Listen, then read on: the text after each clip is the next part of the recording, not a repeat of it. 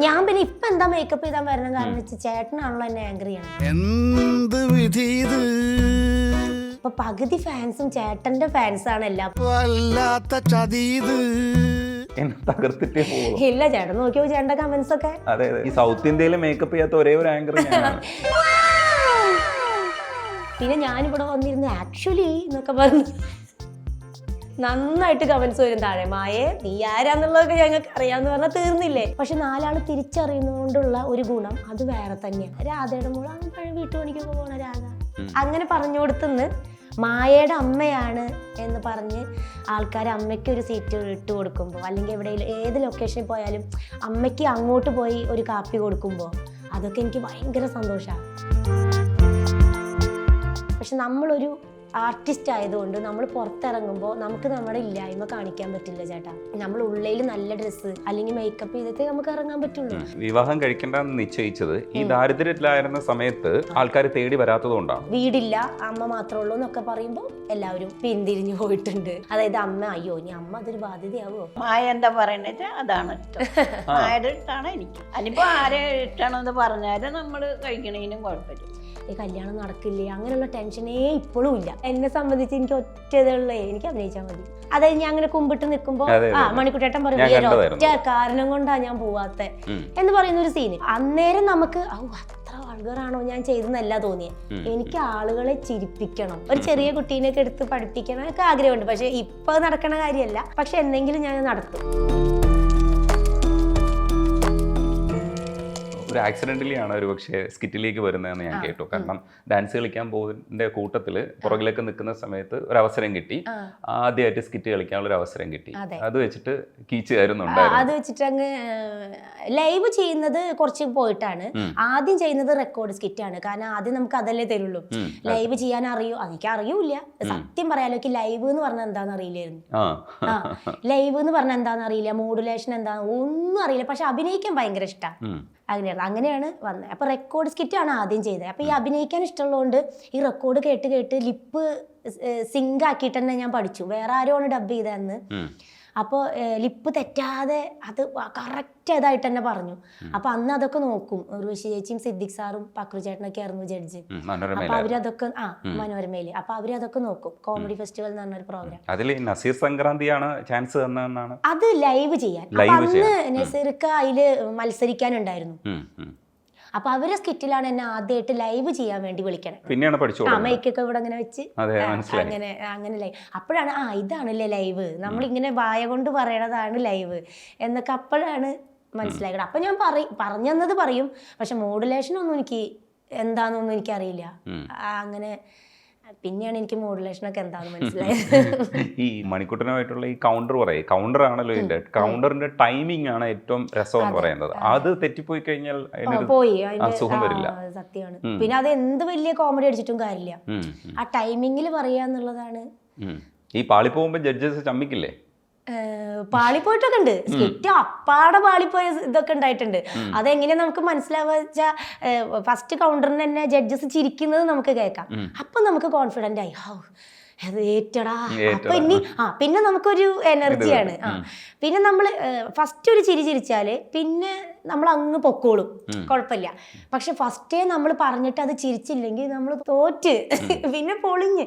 അപ്പൊ നമുക്ക് പകുതി ആകുമ്പോൾ മനസ്സിലാവും ഇത് പൊളിഞ്ഞ് എങ്ങനെയെങ്കിലും ഒന്ന് തീർത്താൽ മതി, ഇത് പൊളി ആരും ചിരിക്കണില്ല. അങ്ങനെയൊക്കെ ഉണ്ടായിട്ടുണ്ട്. പക്ഷെ കൂടുതലും നമ്മൾ രക്ഷപ്പെട്ട് വന്നിട്ടുണ്ട്. മണിക്കുട്ടനെ ഒറ്റ അടി അടിക്കും ഒരു സ്കിറ്റില്. അത് എനിക്ക് തോന്നുന്നു. അപ്പം അയാൾ ചോദിക്കും എന്തിനാ അടിച്ചതെന്ന് ചോദിക്കും. പറയും അതൊരു തിരവന്നടിച്ചതാണ് മനസ്സിലാക്കിയത്. ഇതിന്റെ ടൈമിംഗ് ആണ് ഭയങ്കര രസമുള്ള സാധനം. അത് ഒരുപാട് പേര് കണ്ടിട്ടുള്ള സ്കിറ്റാണ്. അതെ. ഇപ്പൊ മനോരമയിൽ തന്നെ നമ്മളെ വിളിച്ചിരുന്നു. 7 മില്യൺ ആൾക്കാർ കണ്ടിട്ടുള്ള സ്കിറ്റാണ്. നമ്മുടെ ഒരു കോളനി ചെയ്തിരുന്നു. കോളനി. അപ്പൊ അതിന്റെ സെക്കൻഡ് ചെയ്യണം എന്നൊക്കെ പറഞ്ഞിട്ട്. പക്ഷെ നമുക്ക് ഇപ്പൊ ഈ അവര് ഷെഡ്യൂൾ വെക്കുമ്പോൾ നമുക്ക് സീരിയലിന്റെയോ അല്ലെങ്കിൽ സിനിമയുടെയോ എന്തെങ്കിലുമൊക്കെ വരും. അപ്പൊ നമ്മൾ പറയുമ്പോൾ അവര് പറയും വേണ്ട അതന്നെ പോയി ചെയ്തോ, സിനിമയും സീരിയലാണ് ചെയ്യേണ്ടത്. ഇത് കൂടെയാണല്ലോ അതില് സിനിമയാണല്ലോ എല്ലാവരും ലക്ഷ്യം. അപ്പൊ സിനിമ കിട്ടുമ്പോ ചെറിയ സീനാണെങ്കിലും ഞാൻ ഓടിപ്പോയി ചെയ്യും. ഇപ്പൊ വിവേകാനന്ദൻ വൈറലാണെന്നുള്ളതിൽ കുറച്ച് ചെയ്തിട്ടുണ്ട്. 2-3 സീന്. 3 സീനുണ്ട്. ഡയലോഗുള്ള സീനാണ്. അതെ, ഡയലോഗുള്ള ജോണി ആന്റണി സാറിന്റെ കൂടെയും പിന്നെ മാല പാർവതി ചേച്ചിയുടെ കൂടെയാണ് ചെയ്തത്. പടം കോമഡി പടമാണ്. കോമഡി പടം ഫുള്ളും കഥ എന്താന്ന് എനിക്കറിയില്ല, അത് നമ്മളോട് പറയില്ലല്ലോ. നമ്മൾ ത്രൂ ഔട്ട് ഉണ്ടെങ്കിലല്ലേ നമ്മളോട് സ്റ്റോറി പറയുള്ളൂ. നമ്മളതിൽ 3 സീനേ ഉള്ളൂ. അപ്പൊ നമ്മുടെ സീൻ എന്താന്ന് പറഞ്ഞു തരും, അപ്പൊ നമ്മളത് ചെയ്യും പോരും. അങ്ങനെയാണ്. പക്ഷെ സിനിമയിൽ അത്ര സ്റ്റാർ അല്ലെങ്കിലും സീരിയലിന്റെ ഏരിയയിലാണ് സ്റ്റാർ. ഇപ്പൊ ചെയ്തുകൊണ്ടിരിക്കുന്ന ഏതൊക്കെയാ? ഇപ്പൊ കനൽപ്പൂവാണ് ചെയ്തുകൊണ്ടിരിക്കുന്നത്. പിന്നെ ഏഷ്യാനെറ്റിലെ കുടുംബവിളക്കിലൊരു കുറച്ച് ഉണ്ടായിരുന്നു. പിന്നെ ഇപ്പൊ ത്രൂ ഔട്ട് ചെയ്തുകൊണ്ടിരിക്കുന്നത് കനൽപ്പൂവ്, സൂര്യ TV-യിൽ. അതിലൊരു കമലാക്ഷി എന്ന് പറയുന്ന ഒരു കഥാപാത്രമാണ് ചെയ്തുകൊണ്ടിരിക്കുന്നത്. ഇപ്പൊ പുറത്തേക്ക് പോകുമ്പോഴോ ഇല്ലെങ്കിൽ ഈ ഷോയൊക്കെ വരുമ്പോഴൊക്കെ നമ്മൾ മേക്കപ്പ് ഒക്കെ ചെയ്തിട്ട് വരാനായിരിക്കും ആഗ്രഹിക്കുന്നത്. സത്യത്തിൽ അല്ലാതെയും മായ നിൽക്കാൻ ഞാൻ നിന്നിട്ടുണ്ട്. ഞാൻ പിന്നെ ഇപ്പൊ എന്താ മേക്കപ്പ് ചെയ്താൽ വരണം, കാരണം വെച്ചാൽ ചേട്ടനാണല്ലോ എന്നെ ആങ്കർ ചെയ്യണേ. അപ്പൊ പകുതി ഫാൻസും ചേട്ടന്റെ ഫാൻസാണ് എല്ലാം. അപ്പൊ ഞാനൊരു താഴോട്ട് പോവാൻ പാടില്ലല്ലോ. ഇല്ല, ചേട്ടൻ നോക്കിയോ ചേട്ടന്റെ കമന്റ്സ് ഒക്കെ. ചേട്ടനെ ഭയങ്കര ഇഷ്ടമുള്ള മേക്കപ്പ് ചെയ്യാത്ത ഒരേ ഒരു ആങ്കർ ചേട്ടന് അല്ല, ഭയങ്കര അഭിപ്രായമാണ് ചേട്ടനെ. അപ്പൊ അതിന്റെ മുന്നിൽ ഞാൻ പിടിച്ചിട്ടുണ്ടേ. നോക്കിക്കോ, നല്ല കമന്റ്സ് ആയിരിക്കും. ശരിയാണ്, ചേട്ടന്റെ കൂടെ പിടിച്ചിക്കാൻ മായ ആയിട്ടില്ല എന്ന് തന്നെ വരും. ഞാനൊന്നും ചോദിച്ചില്ലല്ലോ. മായ അതിനകത്ത് ഈ മായ ഇങ്ങനെയൊക്കെ ചിരിച്ച് സംസാരിക്കുമ്പോഴും എനിക്ക് തോന്നുന്നത് ഉള്ളിലെവിടെയോ വേറൊരു വ്യക്തി, ഇങ്ങനെ ഒരു കാമായിട്ടുള്ള വളരെ സമാധാനമുള്ള ഒരു വ്യക്തി ഉണ്ട്. അച്ഛനില്ലേ എല്ലാവരും ചോദിക്കുന്ന ഒരു ക്വസ്റ്റ്യൻ അതായിരുന്നു. അപ്പൊ അപ്പോഴൊക്കെ ഒരു വിഷമം തോന്നിയിരുന്നു കുഞ്ഞില്. പക്ഷെ ഇപ്പൊ അച്ഛനെ കുറിച്ച് ചോദിച്ചാൽ കോമഡിയാണ്. ഇപ്പൊ എല്ലാവർക്കും അറിയാം, എന്നെ എല്ലാവർക്കും അറിയാം. അതുകൊണ്ട് ഒന്നും മൂടി വെക്കാനായിട്ട് ഒന്നുമില്ല. ഇതാണ് ഞാൻ എന്നുള്ളത് ഒരുവിധം എല്ലാവർക്കും അറിയാം. അതുകൊണ്ടൊന്നും ഫാൻസ് എന്ന് പറയാൻ പറ്റുമോ എന്ന് എനിക്കറിയില്ല. പക്ഷെ എന്നെ സ്നേഹിക്കുന്ന കുറെ പേരുണ്ടെന്ന് ഞാൻ വിശ്വസിക്കുന്നു. ഇല്ലാത്തവരുണ്ടാവും, ഇല്ലാന്നല്ല. അതെനിക്ക് കൂടുതൽ മനസ്സിലായത്, ഞാൻ സരിത ചേച്ചിക്ക് ഒരു ഇന്റർവ്യൂ കൊടുത്തിരുന്നു. സരിത ബാലകൃഷ്ണൻ ആർട്ടിസ്റ്റാണ്. അതില് ഒരു ദിവസം കൊണ്ട് 4 ലക്ഷം പേര് ഇത് കണ്ടിരുന്നു. അത് മാത്രല്ല, അന്നൊരു 10-600 കമന്റ്സ് വന്നു. അപ്പൊ അതിലൊക്കെ എനിക്ക് നെഗറ്റീവേ ഉണ്ടായിരുന്നില്ല. അപ്പൊ എനിക്കെന്നെ അയ്യോ, ഇത്ര പേരൊക്കെ നമ്മളോട് സ്നേഹമുണ്ടോ എന്ന് തോന്നിപ്പോയി. ഒരു അവാർഡൊക്കെ കിട്ടിയ സന്തോഷമായിരുന്നു. എന്ന് വെച്ചാൽ പ്രേക്ഷകരെ ഇഷ്ടമല്ലേ, നമുക്ക് ആകെ ആ ഒരു ബലേ ഉള്ളൂ. നമുക്ക് വേണ്ടി സംസാരിക്കാനായിട്ട് നമ്മള് അങ്ങനെ, അല്ലെങ്കിൽ പാരമ്പര്യമായിട്ടുള്ള ഇതൊന്നും ഇല്ല സിനിമയിലോ സീരിയലിലൊക്കെ വരാൻ. അപ്പൊ നമുക്ക് ആകെ ഒരു ശക്തി എന്ന് പറയുന്നത് പ്രേക്ഷകരാ. ഈ വഴിയിൽ വെച്ച് കാണുമ്പോൾ ആൾക്കാരെ തിരിച്ചറിയുകയും മാളിലൊക്കെ വെച്ച് കാണുമ്പോൾ തിരിച്ചറിയുകയൊക്കെ ചെയ്യുമ്പോൾ സ്നേഹം പ്രകടിപ്പിക്കുന്ന സമയത്ത് മനസ്സിൽ എന്താ തോന്നുക? അയ്യോ, ഭയങ്കര സന്തോഷാണ്. അയ്യോ, നമ്മൾ ഒരു കാലത്ത് ആഗ്രഹിച്ചിരുന്നതാണ് ഇതൊക്കെ. എനിക്ക് ഭയങ്കര ഇഷ്ടമായിരുന്നു ഇങ്ങനെ. എന്നിട്ട് ഞാനിങ്ങനെ ഈ സൈമ അവാർഡ് നൈറ്റ് ഒക്കെ ഉണ്ടാവുമല്ലോ നമ്മൾ ഇതിൽ വരുന്നതിന് മുന്നേ. അപ്പോൾ ഓരോരുത്തർ ഇന്റർവ്യൂ ഒക്കെ കൊടുക്കുമല്ലോ, ഇങ്ങനെ അവാർഡൊക്കെ പിടിച്ച് ഇങ്ങനെ ഇന്റർവ്യൂസ്. ആക്ച്വലി ഞാൻ എന്നൊക്കെ പറഞ്ഞിട്ട് ഇങ്ങനെ ഇന്റർവ്യൂ. അപ്പൊ ഞാൻ അതുപോലെ പ്ലാസ്റ്റിക്കിന്റെ കുപ്പിയൊക്കെ പിടിച്ച് കണ്ണാടിയുടെ അവിടെ മുത്തശ്ശന്റെ വീട്ടിലിട്ടോ, അന്ന് 8-9 പഠിക്കുമ്പോൾ ഞാനും ആക്ച്വലി എനിക്ക് വിശ്വസിക്കാൻ പറ്റും. അതൊക്കെ ഞാൻ വെറുതെ പ്ലാസ്റ്റിക്കിന്റെ കുപ്പിയൊക്കെ പിടിച്ച് അല്ലെങ്കിൽ ഫ്ലാസ്ക് ഒക്കെ പിടിച്ചിട്ട് ഞാൻ ചെയ്യുമായിരുന്നേ. അത് ഞാന് ഇപ്പൊ അത് ശരിക്കും ചെയ്യുമ്പോ എനിക്ക് ഭയങ്കര ഒരു ഞാൻ ഇവിടം വരെയൊക്കെ എത്തിയോ അങ്ങനെ തോന്നിയിട്ടുണ്ട്. ഇപ്പൊ അതിനേക്കാളും ലെവലിൽ പിടിക്കണമെന്നൊക്കെ ആഗ്രഹമുണ്ട്. അപ്പൊ എന്തെങ്കിലുമൊക്കെ ഇതിന് വേണ്ടിയിട്ട് പ്രിപ്പറേഷൻസോ ഹോംവർക്കോ ഒക്കെ ചെയ്യുമോ? അതേ പെർഫോം ചെയ്യാൻ പോകുമ്പോൾ മാത്രം റിഹേഴ്സൽ ചെയ്യുന്ന പരിപാടി മാത്രമേ ഉള്ളൂ? റിഹേഴ്സൽ ചെയ്യുന്നേ ഉള്ളൂ. അല്ലാതെ ഇങ്ങനെ നമുക്ക് സ്കിറ്റ് ഒക്കെ കിട്ടുമ്പോൾ നമ്മൾ ചെയ്ത് നോക്കും, അത് എങ്ങനെ ചെയ്താലാ രസം ഉണ്ടാവുക എന്നൊക്കെ. പിന്നെ ഈ വർക്ക്ഷോപ്പിനൊക്കെ പോണത് എനിക്ക് ഇഷ്ടമാണ്, ഇങ്ങനെ അഭിനയം പഠിക്കാനൊക്കെ. പക്ഷെ ആ സമയത്തായിരിക്കും നമുക്ക് ഷൂട്ടൊക്കെ വരിക. എറണാകുളത്ത് തന്നെ ഒരുപാട് പേര് എനിക്കിങ്ങനെ ഇട്ട് തരും, വർക്ക്ഷോപ്പ് ഉണ്ട് കേട്ടോ എന്നൊക്കെ, അറ്റൻഡ് ചെയ്യാൻ പറ്റുമെങ്കിൽ അറ്റൻഡ് ചെയ്യുന്നൊക്കെ. എനിക്കിഷ്ടമാണ് അഭിനയം പഠിക്കാൻ, കാരണം എനിക്ക് അഭിനയിക്കാൻ അറിയില്ല. എന്നുവെച്ചാൽ നമ്മളെന്താണോ നമ്മുടെ ഉള്ളിൽ എന്താണോ അതേ എനിക്ക് അറിയുന്നുള്ളൂ. അല്ലാതെ ഇപ്പൊ നമ്മൾ ഡ്രാമ ചെയ്ത് വന്ന കുട്ടികൾ ചെയ്യുന്നതും ഞാൻ ചെയ്യുന്നതും ഭയങ്കര വ്യത്യാസം ഉണ്ടാവും. ഇത് എനിക്കറിയാവുന്നതാ ഞാൻ ചെയ്യണേ. അല്ലാതെ ഇതിന്റെ തലം വേറെയുണ്ട്. അഭിനയം എന്ന് പറയുന്നതിന്റെ ഒരു തലം വേറെ ആയിരിക്കും. എനിക്ക് അതറിയണം എന്ന് ആഗ്രഹമുണ്ട്, പക്ഷെ നമുക്ക് രണ്ടും കൂടെ പറ്റണില്ല. അഭിനയം പഠിക്കാൻ എനിക്ക് ആഗ്രഹമുണ്ട്, എന്താണ് അഭിനയം എന്ന് പറയും. ഇതിപ്പോ നമ്മുടെ ഉള്ളിലുള്ളതല്ലേ നമ്മൾ ചെയ്യണേ. അല്ല, അത് ചിലപ്പോ ഓവറാണോ അല്ലേ അത് ഡയറക്ടർ പറഞ്ഞു തരില്ല. അത് പറയും, നമുക്ക് അറിയണില്ല ഇപ്പൊ ഞാൻ ചെയ്യണത് ഓവറാണോ അല്ലേന്നൊക്കെ. പക്ഷെ ഒരു ഡ്രാമ ചെയ്യുന്ന ഒരു കുട്ടിക്ക് അങ്ങനെ ആയിരിക്കില്ല അഭിനയം, അത് വ്യത്യാസം ഉണ്ടാവുമായിരിക്കും. ഞാൻ ചെയ്യണേക്കാളൊക്കെ ഒരുപാട് വ്യത്യാസങ്ങള്. സിനിമ സീരിയലാണെങ്കിൽ നമുക്ക് ആ മായ അത്ര വേണ്ട, അത് ഓവറാണ്, അല്ലെങ്കിൽ മായ ചെയ്തത് ശരിയല്ല, കുറച്ചും കൂടെ വേണം എന്ന് പറഞ്ഞു തരാൻ ആളുണ്ട്. റിയാലിറ്റി ഷോസിൽ അതില്ല. ആക്ഷൻ എന്ന് പറഞ്ഞാൽ പിന്നെ തീരുമ്പോളെ അപ്പൊ നമ്മൾ ടെലികാസ്റ്റ് ചെയ്യുമ്പോഴാണ് അയ്യോ ഞാൻ അവിടെ കുറച്ച് ഓവറായോ എന്നൊക്കെ അപ്പോഴാണ് മനസ്സിലാവുള്ളൂ. അതുപോലെ എനിക്കൊരു സംശയം, ഈ ഇത്രയും ഡയലോഗ്സ് ഇങ്ങനെ കടകടകടാന്ന് പറയണം, ഒരുപാട് സംഗതികളുണ്ട്, അതും ടൈമിങ് വ്യത്യാസം വരരുത്, അങ്ങോട്ടും ഇങ്ങോട്ടും മാറിപ്പോയി കഴിഞ്ഞാൽ പോയി. അതെ, ഈ മാറിപ്പോവാറുണ്ടോ ഡയലോഗ്സിൽ? മാറിപ്പോയിട്ടില്ല. ഞാൻ അങ്ങനെ സ്റ്റേജിൽ തെറ്റിക്കുന്നത് കുറവാ. എനിക്ക് അഭിനയിക്കാൻ ഭയങ്കര ഇഷ്ടമായതുകൊണ്ട് അതിങ്ങനെ പഠിക്കണം അങ്ങനെയുള്ള ഒരു ഇതാ, ആൾക്കാർ കൈയടിക്കണം, അങ്ങനെ ഒരു ഇതാണ്, ഒരു സ്പിരിറ്റ്. അങ്ങനെ തെറ്റിച്ചിട്ടില്ല ഞാൻ. പണ്ട് തെറ്റിച്ചിട്ടൊക്കെ ഉണ്ട്, എൻട്രി ഒക്കെ തെറ്റിച്ചിട്ടുണ്ട് ഞാൻ. ഷാജി ചേട്ടന്റെ ടീമില്, പാഷാണം ഷാജി ചേട്ടന്റെ ടീമില് എൻട്രി മുമ്പ് ഞാൻ എൻട്രി ചെയ്തിട്ടുണ്ട്. അത് വെപ്രാളം കൊണ്ട് അറിയില്ലല്ലോ നമുക്ക്. അങ്ങനെ എൻട്രി ഒക്കെ പണ്ട് തെറ്റി, ഇപ്പൊ ഇല്ല, സ്റ്റേജിൽ അങ്ങനെ തെറ്റിച്ചിട്ടില്ല. ഇപ്പൊ ആൾക്കാരൊക്കെ കംഫർട്ടബിൾ ആയിട്ട് മായ വിളിക്കും. വിളിക്കും, സ്റ്റേജിലാണ് നമ്മൾ എന്തെങ്കിലുമൊക്കെ ചെയ്യും എന്നൊരു കോൺഫിഡന്റിൽ ഇപ്പോ എല്ലാവരും വിളിക്കാറുണ്ട്. അങ്ങനെയൊക്കെ ആവുമ്പോൾ നമ്മൾ കുറച്ചുകൂടെയൊക്കെ വേതനത്തിന് വേണ്ടി വാദിക്കുകയും ഒക്കെ ചെയ്യും. ശമ്പളമൊക്കെ കറക്റ്റ് ആയിട്ട് കിട്ടുന്നുണ്ട്? ശമ്പളമൊക്കെ കിട്ടും. ഞാൻ വാദിക്കല് കുറവാ, അങ്ങനെ ഇത്ര കിട്ടിയാലേ വരുള്ളൂ അങ്ങനെ പറയാറില്ല. കാരണം എനിക്ക് പൈസ, ഇപ്പം നമ്മൾ പറയും പൈസ ഒന്നല്ല സ്നേഹ വലുത്, ഒരിക്കലല്ല ചേട്ടാ, പൈസ തന്നെയാണ് വലുത്. പിന്നെ നമ്മളിരിക്കുന്ന പൊസിഷൻ അത് ഭയങ്കര വലുതാണ്. അപ്പോൾ രമേശ് ചേട്ടൻ പറയും എന്താ ജോലിന്ന് ആദ്യം ആൾക്കാർ ചോദിക്കുന്നത് നമ്മളെ എത്ര ബഹുമാനിക്കണം എന്നറിയാൻ വേണ്ടിയിട്ടാണ്. അത് സത്യമാണ്. പൈസയേക്കാൾ കൂടുതൽ എനിക്ക് തോന്നുന്നു ആ പൊസിഷൻ. ഇപ്പം ഞാനൊരു പഞ്ചായത്തിൽ പോയാലോ, അല്ലെങ്കിൽ ഞാൻ പണക്കാരിയായിട്ടല്ല, പക്ഷെ ഒരു പഞ്ചായത്തിൽ പോയാലോ അല്ലെങ്കിൽ വേറെ എവിടെ ബാങ്കിൽ പോയാലോ ഒക്കെ നമുക്കൊരു സ്ഥാനം തരുന്നുണ്ട്. അത് ഞാൻ പണക്കാരിയായിട്ടല്ല, പക്ഷെ നമ്മുടെ പൊസിഷൻ എന്ന് വിചാരിച്ച് ഞാൻ വലിയ എന്തോ കണ്ടായി എന്നല്ല ഞാൻ പറയണേ. പക്ഷെ 4 ആൾ തിരിച്ചറിയുന്നതുകൊണ്ടുള്ള ഒരു ഗുണം അത് വേറെ തന്നെയാണ്. കാരണം പണ്ടുള്ള മായും ഇപ്പോഴുള്ള മായും കമ്പയർ ചെയ്യുമ്പോൾ അത് നമുക്ക് മനസ്സിലാവും. അതുമാതിരി എൻ്റെ അമ്മ ഇപ്പം എവിടെ പോയാലും അമ്മയ്ക്കൊരു സീറ്റ് ഉണ്ട്. അതാണ് എൻ്റെ ഏറ്റവും വലിയ സന്തോഷം. മറ്റത് രാധയുടെ മോള് പഴയ വീട്ടുപണിക്കൊക്കെ പോണ രാധ അങ്ങനെ പറഞ്ഞു കൊടുത്തുനിന്ന് മായയുടെ അമ്മയാണ് എന്ന് പറഞ്ഞ് ആൾക്കാർ അമ്മയ്ക്ക് ഒരു സീറ്റ് ഇട്ട് കൊടുക്കുമ്പോൾ, അല്ലെങ്കിൽ എവിടെയെങ്കിലും ഏത് ലൊക്കേഷനിൽ പോയാലും അമ്മയ്ക്ക് അങ്ങോട്ട് പോയി ഒരു കാപ്പി കൊടുക്കുമ്പോൾ അതൊക്കെ എനിക്ക് ഭയങ്കര സന്തോഷമാണ്. കാരണം വല്ലവരെ വീട്ടിൽ നിന്നിട്ട് അവരുടെ ചോറിന് വേണ്ടി അവരുടെ കാപ്പിക്ക് വേണ്ടി നിന്നിരുന്ന ഒരു സമയത്തിൽ നിന്നും അമ്മയ്ക്കായിട്ട് അങ്ങോട്ട് കൊണ്ടു കൊടുക്കുന്ന ഇതിലേക്ക് അമ്മേനെ എനിക്ക് എത്തിക്കാൻ പറ്റി എന്നുള്ളതാണ് എൻ്റെ ഏറ്റവും വലിയ സന്തോഷം. അതിനപ്പുറത്തേക്ക് മറ്റൊരു സന്തോഷം എനിക്ക് അതെ, മായയുടെ അമ്മയാണ് എന്ന് ആൾക്കാർ പറയുമ്പോൾ ആ അമ്മയ്ക്കൊരു കസാര ഇട്ട് കൊടുക്കുമ്പോഴുള്ള അതാണ് എൻ്റെ ഏറ്റവും വലിയ സന്തോഷം. മായ പറയുമ്പോഴൊക്കെ ഈ ദാരിദ്ര്യം എന്ന് പറയുന്നത് വല്ലാത്തൊരു അതെ അല്ല, ഞാൻ അതിപ്പോൾ പറയാൻ കാരണം എന്താണെന്ന് വെച്ചാൽ അതറിയണം ചേട്ടാ എല്ലാവരും. നമ്മൾ ഇതിൽ നിന്നാണ് ഇത്രയും എത്തിയത് എന്ന് ആൾക്കാർ അറിയണം. അല്ലാതെ ഇപ്പോൾ ആൾക്കാരുടെ ഇപ്പം ഈ സെൻറ്റിമെൻറ്റ്സ് പിടിച്ചു പറ്റി എനിക്ക് സഹായം കിട്ടാനോ അതൊന്നുമല്ല. അത് സെൻറ്റി ഉള്ള കാലത്തും എനിക്ക് സഹായം കിട്ടിയിട്ടില്ല, ഇപ്പോഴും കുറവാണ്. നമ്മൾ അധ്വാനിച്ചിട്ട് തന്നെയാണ് ഉണ്ടാവുക. പിന്നെ ഇതിൻ്റെ പിന്നിലൊക്കെ എനിക്ക് ഇത്രയും സന്തോഷം ഉണ്ടാവാൻ കാരണം സീമ ചേച്ചി തന്നെയാണ്, സീമാജി നായർ. അവർ സ്ട്രഗിൾ ചെയ്തത് പറയാതിരിക്കാൻ പറ്റില്ല നമുക്ക്. അത്രയും നമുക്ക് വേണ്ടി അത് എന്നെ പരിചയമില്ല ചേച്ചിക്ക്. എന്നെ പരിചയപ്പെടുത്തുന്നത് വിജയകുമാരി എന്ന് പറയുന്ന ഒരു ഗ്രേറ്റ് ആർട്ടിസ്റ്റ് ഉണ്ട് നമ്മുടെ നാടകത്തിലും കൂടെയൊക്കെ വന്ന് ചേച്ചി. അപ്പോൾ അവരാണ് എന്നെ ചേച്ചിക്ക് പരിചയപ്പെടുത്തിയത്.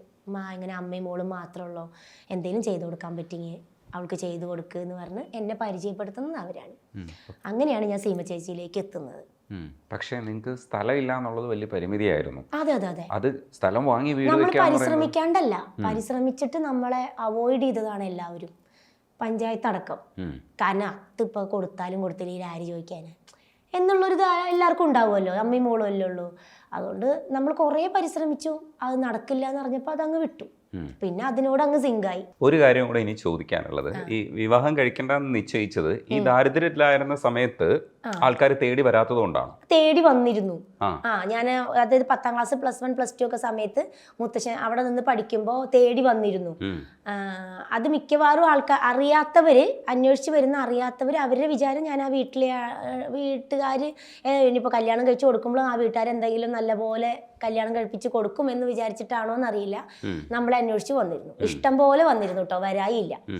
പക്ഷെ അപ്പോഴൊക്കെ പിന്നീട് നമ്മളെക്കുറിച്ച് അറിയുമല്ലോ, വീടില്ല അമ്മ മാത്രമേ ഉള്ളൂ എന്നൊക്കെ പറയുമ്പോൾ എല്ലാവരും പിന്തിരിഞ്ഞു പോയിട്ടുണ്ട്.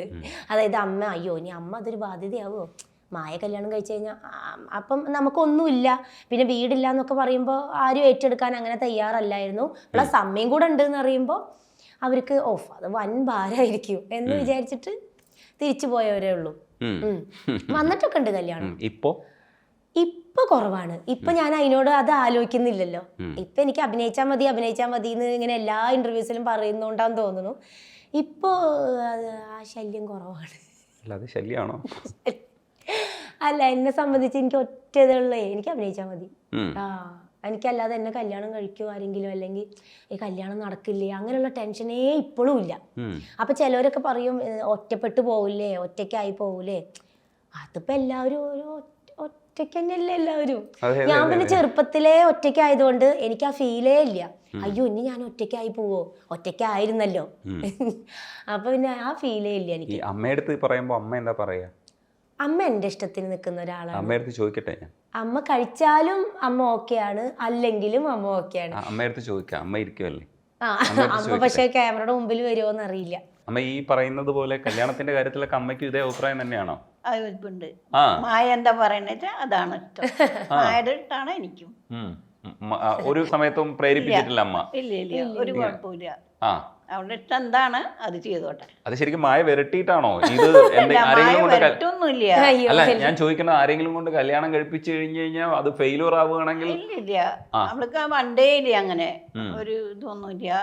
പിന്നെ ഇപ്പോഴും ഇല്ല, കല്യാണകാര്യം ഇല്ല. അടിപൊളി. അമ്മ പറയണ പൊക്കോളാൻ പറഞ്ഞിട്ടും കൂടി ഞാൻ പോണില്ല. അമ്മ ഫ്രണ്ട്സിനോട് പറയും. അമ്മ പറയാം മായ അവിടെ നിന്ന് ആരെയും നോക്കണ്ടിട്ട്, അതൊക്കെ പിള്ളേര് അമ്മയോട് പറയും ആരും നോക്കിയിട്ട് കാര്യമില്ല, അത് ആരുടെ കൂടെയും പോവില്ല. പേടിക്കണ്ട എവിടെ പോയാലും. അതിനിപ്പോ ആരെ ഇഷ്ടമാണെന്ന് പറഞ്ഞാലും നമ്മള് കഴിക്കണേനും കുഴപ്പമില്ല.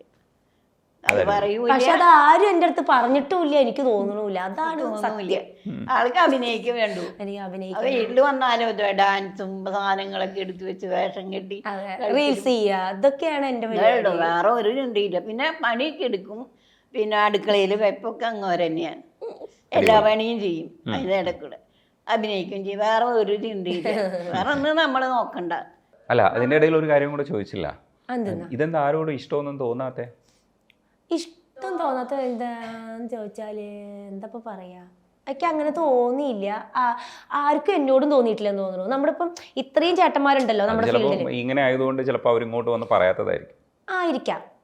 ചിലപ്പോ ഇതൊരു അല്ല മീൻസ് നമ്മൾ അഭിനയിക്കുന്ന പോലെ അല്ലല്ലോ ലൈഫിലേക്ക് കിടക്കുമ്പോ. കാരണം നമ്മുടെ കയ്യില് അത്രയൊന്നും ഇല്ല സാമ്പത്തിക. ഈ വലിയ കണ്ണു വെച്ചിട്ട് ഇങ്ങനെ ഉരുട്ടി കഴിഞ്ഞാൽ അതുകൊണ്ടല്ല, ചിലപ്പോൾ ആൾക്കാർക്ക് തോന്നിക്കാതെ അയ്യോ ഇത് വൻ ഭാരമായി മാറുമല്ലോ ഭഗവാനെ എന്ന് വിചാരിച്ചിട്ടായിരിക്കും. അങ്ങനെയൊന്നും അല്ല, ആൾക്കാർക്കൊക്കെ ഇഷ്ടമൊക്കെ ഉണ്ടായിട്ടുണ്ടാവും, അവർക്കൊക്കെ പറയാൻ എന്നോട് പറഞ്ഞിട്ടൊന്നുമില്ല ആരും. ഇങ്ങനെ ഇഷ്ടമാണ് എന്ന് പറഞ്ഞിട്ട് വന്നവരൊക്കെ കുറവാ. പക്ഷെ എല്ലാവരും എന്നെ ഭയങ്കര ഒരു എന്താ പറയാ, ഒന്നല്ലെങ്കിൽ പെങ്ങള് അല്ലെങ്കിൽ ഭയങ്കര കൂടെ ജോലി ചെയ്യുന്ന ഒരാളായിട്ട് മാത്രം അത്രയാ നമ്മുടെ ഏട്ടൻ. എനിക്കും അങ്ങനെ തന്നെ തോന്നിയിട്ടുള്ളൂ. നമ്മുടെ ഏട്ടന്മാരാണെങ്കിലും കോമഡിയിലാണെങ്കിലും സിനിമയാണെങ്കിലും സീരിയലാണെങ്കിലും എല്ലാം നമ്മളെ അത് മായല്ലേ കുഴപ്പമില്ലടാ അതൊക്കെ പറയാം. ആണ് പെണ്ണ് വ്യത്യാസമായിട്ട് എന്നെ അങ്ങനെ കണ്ടിട്ടില്ല. കോമഡി പറയുമ്പോഴും ഇനിയിപ്പം എന്തെങ്കിലും നെഗറ്റീവ് തമാശകളാണെങ്കിൽ പോലും ഞാനും ഇരിക്കുമ്പോഴും ചേട്ടന്മാര് പറയും. അപ്പൊ അറിയാത്തവര് പറയും എടാ മായ ഇരിക്കുന്നടാ, മായല്ലേ അവരിൽ ഒരാളായിട്ട് കണ്ടിരുന്നു. പക്ഷെ ഇതിനിടയ്ക്കും കോമഡി പറയുന്ന കാര്യത്തിലൊക്കെ ഈ നമ്മള് ഈ ബോഡി ഷെയ്മിങ് ഒക്കെ വരുമല്ലോ, കറുപ്പിനെയൊക്കെ കളിയാക്കി പറയുന്ന ഒരുപാട് കോമഡീസ് ഒക്കെ വരും. അതൊക്കെ കേൾക്കുമ്പോഴത്തേക്ക് സങ്കടം ഉണ്ടാവോ? എന്നെയാണോ? എന്നെ അല്ല, മൊത്തത്തിൽ പറയുന്ന സമയത്ത് പറയുമ്പോ അത് ഓരോരുത്തരും മൈൻഡിൽ എടുക്കുന്ന പോലെ ആയിരിക്കും. ചിലവർക്ക് എന്ത് പറഞ്ഞാലും ഒരു ഫീലും ഉണ്ടാവില്ല, അങ്ങനെ പ്രശ്നങ്ങളില്ല. ചിലവർക്ക് ചെറുതായിട്ട് നമ്മൾ എന്തെങ്കിലും പറഞ്ഞാൽ അത് ഫീൽ ചെയ്ത് പോണവരുണ്ടാവും. അത് നമ്മൾ മനസ്സിലേക്ക് എങ്ങനെ എടുക്കുന്നോ അതുപോലെ ഇരിക്കും. എന്നെ സംബന്ധിച്ചിട്ടാണെങ്കിൽ എനിക്ക് ഒരു പ്രശ്നവും ഇല്ല, എനിക്ക് അങ്ങനെ ഒരു പ്രശ്നമേ ഇല്ല. അത് എന്നോട് തന്നെ നമ്മുടെ കൂടെ വർക്ക് ചെയ്യുന്ന ആർട്ടിസ്റ്റുകൾ തന്നെ എന്നോട് പറഞ്ഞിട്ടുണ്ട്. ഞാൻ കോളനിയുടെ ഒരു സ്കിറ്റിൽ പിൻവിളിയാണോ എന്ന് പറഞ്ഞിട്ടൊരു സീൻ ചെയ്തിരുന്നു. അതായത് ഞാൻ അങ്ങനെ കുമ്പിട്ട് നിൽക്കുമ്പോ മണിക്കുട്ടേട്ടൻ പറയും ഒറ്റ കാരണം കൊണ്ടാ ഞാൻ പോവാത്ത എന്ന് പറയുന്ന ഒരു സീന്. അപ്പൊ അന്നേരം നമുക്ക് അത്ര വൾഗറാണോ ഞാൻ ചെയ്തെന്നല്ല തോന്നിയേ. എനിക്ക് ആളുകളെ ചിരിപ്പിക്കണം. അതിപ്പോ എന്ന് വിചാരിച്ച എന്ത് നെഗറ്റീവ് പറഞ്ഞാലും ചിരിക്കുന്നല്ല കേട്ടോ ഞാൻ അർത്ഥാക്കിയത്. അങ്ങനെയല്ല, അതിന് വേണ്ടതാണെങ്കിൽ ആ ഒരു സിറ്റുവേഷന് വേണ്ടതാണെങ്കിൽ ഞാൻ ചെയ്യാം, എനിക്ക് കുഴപ്പമില്ല. എനിക്ക് ആൾക്കാർ നമ്മളെ കാണുന്നത് അവർക്ക് ചിരിക്കാനാ, അവർക്ക് കോമഡിയാണ്, അവർക്ക് ചിരിക്കാൻ വേണ്ടിയിട്ടാണ് അവർ നമ്മളെ പ്രതീക്ഷിക്കുന്നത്. അപ്പോൾ വൾഗർ അല്ലാത്ത രീതിക്ക്, ഒരുപാട് വൾഗർ അല്ലാത്ത രീതിക്ക് എന്നെ എന്ത് പറഞ്ഞാലും എനിക്ക് പ്രശ്നമില്ല. ഇനിയിപ്പോൾ എന്നെ കറുപ്പാണെന്നോ ഞാൻ തടിച്ചാണെന്നോ എൻ്റെ കാര്യം കേട്ടോ ഞാൻ പറഞ്ഞേ, അത് ഫീൽ ചെയ്യുന്ന ഒരുപാട് പെൺകുട്ടികൾ ഉണ്ടാവും. എന്നെ സംബന്ധിച്ച് അതെനിക്ക് പ്രശ്നമില്ല. അപ്പൊ ഏട്ടന്മാരാണെങ്കിൽ എന്നോട് ചോദിക്കും, മായ നിനക്ക് ഫീൽ ചെയ്യോ, ഞങ്ങൾ ഇങ്ങനെ പറയും നിന്നെ പറഞ്ഞു കേട്ടോ, ഒരു കുഴപ്പമില്ല. അതുവരെ അത് ഏഷ്യാനെറ്റിലും പറഞ്ഞിട്ടുണ്ട്, ഞാനിങ്ങനെ ഭയങ്കര മോഡേൺ ആയിട്ട് മുടിയൊക്കെ അവിടെ കെട്ടി കൂണിംഗ് ഗ്ലാസ് ഒക്കെ വെച്ച് ഇത്ര പോകുന്ന ഉടുപ്പൊക്കെ ഇട്ടിട്ട് ഇങ്ങനെ വരും. അപ്പോൾ തുരിശടിക്കാൻ വന്ന വിമാനം വന്നു എന്നൊക്കെ പറയും, ഹെലികോപ്റ്റർ വന്നു, അടി തുരിശടിക്കാൻ വന്ന ഹെലികോപ്റ്റർ വന്നേന്നൊക്കെ പറയും. മനസ്സിലായി. അപ്പൊ എന്നോടത് ചോദിച്ചു അതിന് മുമ്പേ, ജിഷോ എന്ന് പറഞ്ഞ ചേട്ടൻ അത് പറഞ്ഞേ. അപ്പൊ ജിഷോ ചേട്ടൻ പറഞ്ഞു, ഞാൻ നിന്നെങ്ങനെ പറയും നീ ഗ്ലാസ് ഒക്കെ വെച്ച് വരുമ്പോ, അപ്പൊ നിനക്കത് ഫീൽ ചെയ്യോ? എനിക്ക് ഒരു കുഴപ്പമില്ല, എനിക്ക് പ്രേക്ഷകർ ചിരിക്കുകയാണെങ്കിൽ അവരെ നോക്കിയാൽ മതി. അവര് ചിരിക്കുകയാണെങ്കിൽ നിങ്ങൾ എന്ത് വേണമെങ്കിലും പറഞ്ഞു, എനിക്കൊരു പ്രശ്നമില്ല. എനിക്ക് എന്നെ സംബന്ധിച്ചത് പ്രശ്നം ആയിട്ട് എനിക്ക് തോന്നിയിട്ടില്ല. പ്രശ്നമുള്ളവരെ പറയരുത്, കാരണം അത് നമ്മൾ മുന്നേ ചോദിക്കണം, ചേട്ടാ അല്ലെങ്കിൽ ചേച്ചി ഞാനിങ്ങനെ പറയും, ചേച്ചിക്ക് കുഴപ്പമുണ്ടോ? അത് ഞാനായാലും പറയും. സ്കിറ്റ് കയറുകയാണെങ്കിൽ ഞാൻ അവരോട് പറയും, ഞാനിങ്ങനെ പറയട്ടെ, കുഴപ്പമുണ്ടോ? അപ്പൊ അവരില്ല, നീ പറഞ്ഞോ എന്ന് പറയുമ്പോൾ പറയും, അത് പറയണ്ടെന്ന് പറയുമ്പോൾ നമ്മൾ പറയില്ല. ഇത് മായയുടെ അഭിപ്രായമാണ്, എന്റെ അഭിപ്രായമാണ്. എനിക്ക് പ്രശ്നമില്ല എന്നാട്ടോ ഞാൻ പറഞ്ഞേ. അത് പലരും മനസ്സ് പല പോലെയല്ലേ എടുക്കുക. അത് എനിക്ക് പ്രശ്നമില്ല. അതിന്റെ ശരികേടുകളൊക്കെ അവരവര് നിശ്ചയിക്കാം, അവരവരുടെ ഇതെന്താണ്. എനിക്ക് വലിയ കുഴപ്പമില്ലാത്തതുകൊണ്ട് എനിക്ക് നമ്മുടെ ജോലി പ്രേക്ഷകരെ ചിരിപ്പിക്കുക എന്നുള്ളതാണ്. അത് മാക്സിമം മറ്റുള്ളവർക്ക് വേദനിപ്പിക്കുന്നില്ലെങ്കിൽ നമുക്കത് പറയാം. തീർച്ചയായിട്ടും അത് നമ്മൾ കൂടുതലും അവരടുത്ത് ചോദിക്കും, അത് പറയട്ടെ ചേട്ടാ, അല്ലെങ്കിൽ ഇപ്പൊ മണിക്കുട്ടേട്ടനോട് ആരെങ്കിലും ഞാൻ പറയും, മണിക്കുട്ടേട്ടാ ഞാനിത് പറയട്ടെ, നിങ്ങൾക്ക് വിഷമാവോ എന്ന് ചോദിക്കും. ഇല്ലടി വിഷമാവില്ല, നീ പറഞ്ഞോ എന്ന് പറയും. അപ്പൊ പറയും. അല്ല ഇൻസൾട്ട് ആവുകയാണെങ്കിൽ അത് പറയില്ല. അങ്ങനെ ഞാൻ മോഹം ചോദിക്കുകയല്ല, മോഹം എന്താണെന്ന് എനിക്കറിയാം. എവിടം വരെ എത്തണമെന്നുള്ളത് മായ പറയൂ. അത് സത്യം പറഞ്ഞാൽ ഞാൻ ആഗ്രഹിച്ച വരെ ഞാൻ എത്തി. ഞാൻ ആഗ്രഹിച്ചത് ഇത്രയേ ഉള്ളൂ. എനിക്ക് ക്യാമറ കാണണം, എനിക്ക് അഭിനയിക്കണം. അന്ന് ഇത്രയും പ്രശസ്തി ആവണമെന്നോ അല്ലെങ്കിൽ പ്രേക്ഷകരെ ഇഷ്ടം അതൊന്നും എനിക്കറിയില്ല. അങ്ങനെയൊന്നും എനിക്കറിയില്ലായിരുന്നു. എനിക്ക് അഭിനയിച്ചാൽ മതിയെന്നുണ്ടായിരുന്നുള്ളൂ. അപ്പോൾ ഞാൻ ആഗ്രഹിക്കുന്ന ഒരു പൊസിഷനിൽ ഞാൻ എത്തി. ഇനി ഇവിടുന്ന് അങ്ങോട്ട് കടക്കണോ വേണ്ടേന്നൊക്കെ ഉള്ളത് ദൈവത്തിൻ്റെ ഇതുപോലെ. ഇനി ഇതിന് വലുതായിട്ട് എനിക്ക് തന്നാലും എനിക്ക് സന്തോഷം, ഇല്ല തന്നില്ല ഇങ്ങനെ പോവുകയാണെങ്കിലും ഞാൻ ഹാപ്പിയാണ്. പക്ഷേ മായ ഇങ്ങനെ എൻ്റെ മുമ്പിൽ തന്നെ ഇരുന്ന് സംസാരിക്കുന്ന സമയത്ത് മായ ഭയങ്കര നിഷ്കളങ്കയായിട്ടാണ് എനിക്ക് തോന്നുന്നത്. അത് അഭിനയിക്കുകയാണോന്നാണോ? അല്ല, ഞാൻ ഇങ്ങനെയാണ്. അല്ല, അത് എല്ലാവരും പറയാറില്ല. അപ്പം നമ്മൾ സ്വയം പരിശോധിക്കില്ല, ഇങ്ങനെ ഞാൻ ഭയങ്കര നിഷ്കളങ്കയാണോ എന്നൊക്കെ പരിശോധിക്കില്ല. അതെന്താണെന്നറിയോ, എനിക്ക് ഒളിച്ചു വെക്കാനായിട്ട് ഒന്നുമില്ല. ഞാൻ എന്തിനി ഇവിടെ വന്ന് ജാട അടിച്ചാലും അത് പൊളിക്കാൻ ആൾക്കാരുണ്ടാവും. കാരണം എന്നെ അറിയാവുന്നവര് എല്ലാവരും എന്നെ അറിയാവുന്നവരാ. നാട്ടിലാണെങ്കിലും നാട് പോലെ തന്നെയാണ് ഇപ്പൊ എറണാകുളം. എല്ലാവർക്കും ഞാൻ വന്ന വഴി മുതൽ അറിയുന്നവരെല്ലാം ചുറ്റുമുണ്ട്. പിന്നെ ഞാനിവിടെ വന്നിരുന്ന് ആക്ച്വലി എന്നൊക്കെ പറഞ്ഞു നന്നായിട്ട് കമൻസ് വരും താഴെ, മായേ നീ ആരാന്നുള്ളതൊക്കെ ഞങ്ങൾക്ക് അറിയാമെന്ന് പറഞ്ഞാൽ തീർന്നില്ലേ. അപ്പൊ അതിലും ഭേദം സത്യം പറഞ്ഞാൽ നമുക്ക് എല്ലായിടത്തും സത്യം ഒറ്റ വേർഡ് പറഞ്ഞാൽ മതിയല്ലോ. പിന്നെ അതുമല്ല, നമ്മൾ നുണ പറഞ്ഞാൽ നമ്മൾ മറന്നു പോകും ചേട്ടാ. നമ്മൾ നുണ പറഞ്ഞാൽ നമ്മളത് ഓർത്തോണ്ടിരിക്കണ്ടേ, നമ്മൾ ആ ഇന്റർവ്യൂവിൽ എന്തായിരുന്നു പറഞ്ഞത്. ഇതാകുമ്പോ അങ്ങനെയുള്ള പ്രശ്നങ്ങളില്ലല്ലോ. അപ്പൊ അങ്ങനെ നിഷ്കളങ്കയായിട്ട് തുടരാൻ മായക്ക് കഴിയട്ടെ. അയ്യോ, എനിക്കൊരു കാര്യം കൂടെ പറയാനുണ്ട്. നമ്മള് വീട് പണിക്ക് വേണ്ടി കരൂർ വൈശ്യ ബാങ്കിൽ ഒരു അക്കൗണ്ട് ഓപ്പൺ ചെയ്തിരുന്നു എന്ന് പറഞ്ഞു. നമ്മളത് ക്ലോസ് ചെയ്തിട്ടുണ്ടേ. ഇനിയിപ്പൊ അതിനായിട്ടൊരു ഇത് വരരുത്. തീർച്ചയായിട്ടും അതിലിങ്ങി പൈസ അല്ല, പൈസ അയക്കാൻ പറ്റൂല, അത് ക്ലോസ് ആണ്. പിന്നെ ചിലവര്, പിന്നെ ചേച്ചി ഇപ്പൊ നേരത്തെ നമ്മുടെ അടുത്ത് പറഞ്ഞല്ലോ, മായ്ക്ക് എന്താണ് കുറവ് എന്ന് വെച്ച് പലരും ചേച്ചിയുടെ അടുത്ത് പറഞ്ഞു എന്ന് പറഞ്ഞു. ശരിയാണ്. പക്ഷെ നമ്മളൊരു ആർട്ടിസ്റ്റ് ആയതുകൊണ്ട് നമ്മൾ പുറത്തിറങ്ങുമ്പോൾ നമുക്ക് നമ്മുടെ ഇല്ലായ്മ കാണിക്കാൻ പറ്റില്ല ചേട്ടാ. നമ്മൾ ഉള്ളിൽ നല്ല ഡ്രസ്സ് അല്ലെങ്കിൽ മേക്കപ്പ് ചെയ്തിട്ട് നമുക്ക് ഇറങ്ങാൻ പറ്റുള്ളൂ. കാരണം ഇനിയിപ്പോൾ അങ്ങനെയല്ല വിചാരിക്കൂ, നമ്മൾ അപ്പോഴും ആൾക്കാർ നമ്മളെ ക്രിട്ടിസൈസ് ചെയ്യും. അവർ ഇവള് ആ സീരിയലൊക്കെ ഉള്ളതല്ലേ, ഇത്തിരി വൃത്തിക്കും മെനക്കൊക്കെ നടന്നൂടെ എന്ന് പറയുന്നവരും ഉണ്ടാവും. അപ്പം നമുക്ക് നമ്മളൊരു ഫംഗ്ഷന് പോകുമ്പോഴോ ഒക്കെ പോകുമ്പോൾ നമുക്ക് ഉള്ളിൽ നല്ല ഡ്രസ്സ് ഇട്ടിട്ടേ പോകാൻ പറ്റുള്ളൂ. അപ്പോൾ അത് വിചാരിച്ച് നമ്മുടെ വീട്ടിലുണ്ട് എന്നല്ല അർത്ഥം. നമ്മൾ നമ്മുടെ എല്ലാ വിഷമങ്ങളും എല്ലാം ഉള്ളിൽ ഒതുക്കി മറ്റുള്ളവരെ ചിരിപ്പിക്കുകയാണ്. അപ്പം നമ്മൾ ഡ്രസ്സിങ്ങിലും അതിൻ്റെതായിട്ടുള്ള ഒരു ഇതുണ്ട്. നമ്മൾ നല്ല ഡ്രസ്സ് ഇട്ട് പോവുക എന്നുള്ളതാണ് നമ്മുടെ ആ ജോലിയുടെ ഒരു ഭാഗം. അപ്പോൾ അതറിയാത്ത ആളുകൾ പറയുന്നുണ്ടാവുമായിരിക്കും, ഓ ഇവള് ഭയങ്കര ഡ്രസ്സിൽ എന്നിട്ട് വീട് വെക്കാൻ കാശില്ലേ എന്ന് പറയുന്നവരുണ്ടാവും. അപ്പൊ ചേച്ചിക്ക് അതുപോലുള്ള കുറെ വെല്ലുവിളികളൊക്കെ നേരിട്ടിട്ടുണ്ട്. പാവം, എനിക്ക് വേണ്ടി ചേച്ചി കുറെ ക്രൂശിക്കപ്പെട്ടിട്ടുണ്ട്. അപ്പൊ അതിനോടൊക്കെ ഇപ്പൊ ക്ഷമ ചോദിക്കണു. അപ്പം നമുക്ക് എപ്പോൾ വീട് പണിയാനുള്ള കാശായോ ആ ബഡ്ജറ്റ് ആയോ അപ്പം നമ്മളത് ക്ലോസ് ചെയ്തിട്ടുണ്ട്. പിന്നെ പലരും ചേച്ചീനെ പിന്നെ ക്രിട്ടിസൈസ് ചെയ്യണത് എന്താന്ന് വെച്ചാൽ ചേച്ചിക്ക് പേര് കിട്ടാൻ വേണ്ടിയിട്ടാണ്, അല്ലെങ്കിൽ സമൂഹത്തിൽ സ്ഥാനം കിട്ടാനാണ്, അപ്പോൾ വലത് കൈ കൊടുക്കുന്നത് ഇടത് കൈ അറിയരുത് എന്നൊക്കെ ചിലർ ചേച്ചിയുടെ അടുത്ത് ഇങ്ങനെ പറയാറുണ്ട്.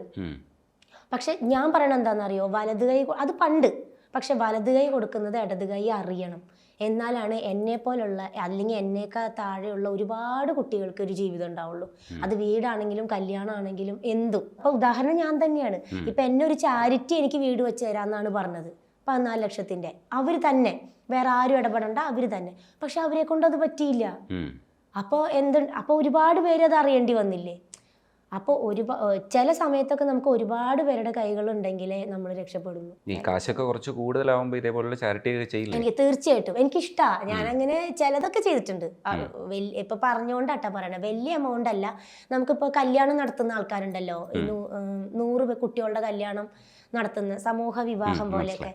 അപ്പൊ എന്നെ കൊണ്ട് പറ്റാവുന്ന പോലെ ഇപ്പൊ കല്യാണ സാരിയോ, ഒരുപാട് വിലയുടെയല്ല ഞാൻ പറയണേ, ഒരു 2-3 കുട്ടികൾക്കുള്ള കല്യാണ സാരിയൊക്കെ എനിക്ക് കൊടുക്കാൻ പറ്റിയിട്ടുണ്ട്. അതുപോലെ എൻ്റെ ഫ്രണ്ട്സിനോട് പറഞ്ഞിട്ട് അവരും കൂടെ സഹായിച്ചിട്ട് അങ്ങനെ ഒരു 10-13 സാരി അവരും കൂടെ ഹെൽപ്പ് ചെയ്തിട്ട് അങ്ങനെയൊക്കെ കൊടുക്കാൻ പറ്റിയിട്ടുണ്ട്. നമുക്ക് ഇപ്പം അതിനുള്ള കഴിവേ ഉള്ളൂ. ദൈവം നാളെ ഒരു വഴി തരികയാണെങ്കിൽ തീർച്ചയായിട്ടും എന്നെക്കാളും കഷ്ടപ്പെടുന്ന കുട്ടികൾക്കോ അല്ലെങ്കിൽ എന്നെ പോലത്തെ കുട്ടികൾക്കോ എന്തെങ്കിലുമൊക്കെ സഹായം ചെയ്യണമെന്ന് ഒരു ആഗ്രഹമുണ്ട്. അല്ലെങ്കിൽ അനാഥ കുട്ടികളോ ഒരാളെ പഠിപ്പിക്കണം എന്നൊക്കെ എനിക്ക് ഭയങ്കര ആഗ്രഹമുണ്ട്. ഒരു ചെറിയ കുട്ടീനെയൊക്കെ എടുത്ത് പഠിപ്പിക്കണമൊക്കെ ആഗ്രഹമുണ്ട്. പക്ഷെ ഇപ്പൊ നടക്കണ കാര്യമല്ല. പക്ഷെ എന്തെങ്കിലും ഞാൻ നടത്തും. ഒരാളെങ്കിലും എനിക്ക് പഠിപ്പിക്കണം. അപ്പോൾ ഈ നിഷ്കളങ്കതയും ഈ പറയുന്ന നല്ല മനസ്സും ഒക്കെ അങ്ങനെ തന്നെ ഇരിക്കട്ടെ. ഒരുപാട് സന്തോഷം. ഇനിയും കാണാൻ പറ്റട്ടെ.